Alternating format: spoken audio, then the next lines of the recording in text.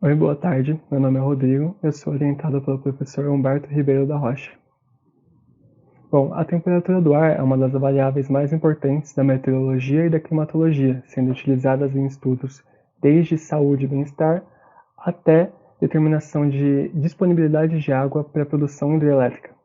Mas a temperatura do ar não pode ser obtida por satélite, pelo menos não a temperatura do ar próxima da superfície, que é a que a gente está mais acostumado a ver, seja em jornais ou nos estudos que eu comentei anteriormente. Ela só pode ser obtida por estações meteorológicas, que são pontos isolados, enquanto que os satélites conseguem obter dados para qualquer ponto no globo, bastando o satélite estar sobre essa região. Aqui no caso, nessa imagem, a gente tem diversas estações meteorológicas da região da Grande São Paulo. Mas o satélite, em compensação, consegue obter a temperatura de superfície, como nesse caso aqui. Aqui tem a temperatura de superfície com resolução de 30 metros para a região da Grande São Paulo novamente, igual na imagem anterior. Aqui, nessa mancha mais escura, se encontra a área urbana de São Paulo.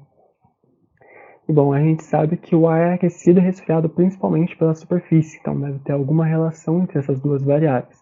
E o meu objetivo é estudar justamente essa relação de forma estatística.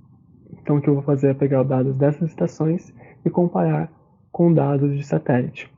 A princípio, fazendo um gráfico de distribuição entre as duas temperaturas, eu já consigo ver que existe de fato uma certa relação entre elas.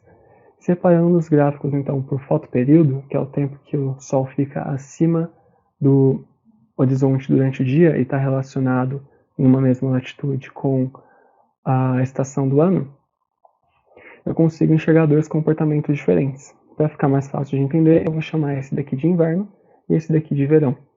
Então, analisando primeiro os dados em torno do inverno, eu consigo fazer um ajuste linear com uma correlação relativamente boa, com R² igual a 0,64.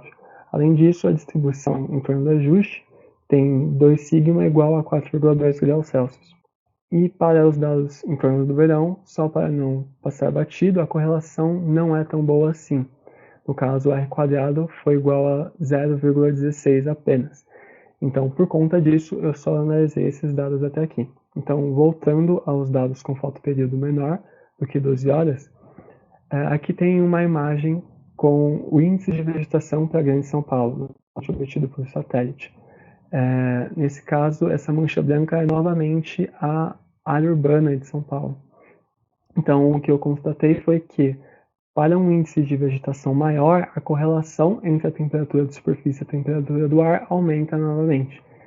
Então, aqui eu tenho dados para NDVI maior do que 0,55, o NDVI é o índice de vegetação, e fotoperíodo menor do que 12 horas novamente. Então, o R², que antes era 0,64, nesse caso passa a ser 0,79, um aumento bastante significativo. Então, apesar da temperatura do ar não poder ser obtida por satélite, esse estudo visa analisar e ajudar a entender em que casos a temperatura de superfície obtida por satélite pode ser utilizada em estudos onde normalmente se utiliza a temperatura do ar, caso esse estudo também precise de uma resolução maior. E também ajuda a definir os intervalos de confiança para essas relações. Então, aqui eu concluí que o fotoperíodo é baixo, ou seja, dados em torno do inverno, e um índice de vegetação maior, ajudam a melhorar a correlação entre as duas variáveis. E o que eu pretendo fazer futuramente, assim como fiz para a vegetação, é analisar como que o vento e a topografia também influenciam nessa relação entre as duas variáveis. É isso, obrigado.